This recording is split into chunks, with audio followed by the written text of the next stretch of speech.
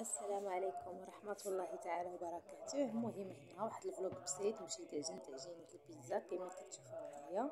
المهم المقادير راه كتعرفوهم كاملين بطبيعة الحال. ومن بعد هنا جيت نسخن هاد الحريشات باش نفطر بهم بما ارتاحت ليا ديك العجينه. المهم هنا كنسخن هاد الحريشات هادو ل 10 و 57 دقيقه جديده.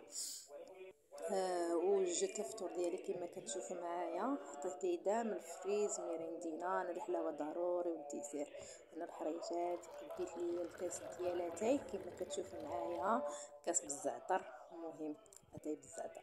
المهم هنا كما كتشوفوا معايا كنفطر، جالسه كنفطر معكم، كنقول بسم الله اول حاجه. ومن بعد هنا كندوقكم الحريشه ديالي اللي كتوحم تسمح ليا. المهم من بعد هنا هزيت الكويس ديالاتاي، وملي ساليت مشيت كليت ميريندينا حتى هي صراحه خطيره هاد ميريندينا. عجباتني. ومن بعد هنا كليت فريزه وحده كما كتشوفوا معايا غير باش نحلي باش تولي. ومن بعد هنا مشيت جبت القرعه ديال الماء وجلست شربت شويه وتكونسنطريت مع راسي. ومن بعد مشيت لقله لحت فيها واحد 5 دراهم اللي كندير النهار. ومن بعد هنا البيتزا ديالي مشيت عمرتها ودخلتها للفران كما كتشوفوا معايا هي كطيب.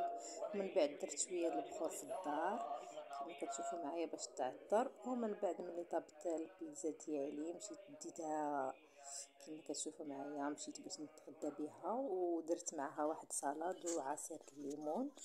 كما كتشوفوا صراحه جات خطيره فنه وبنينه. وكنتمنى الفلوق ديالي يعجبكم، الفيديو ديالي يعجبكم.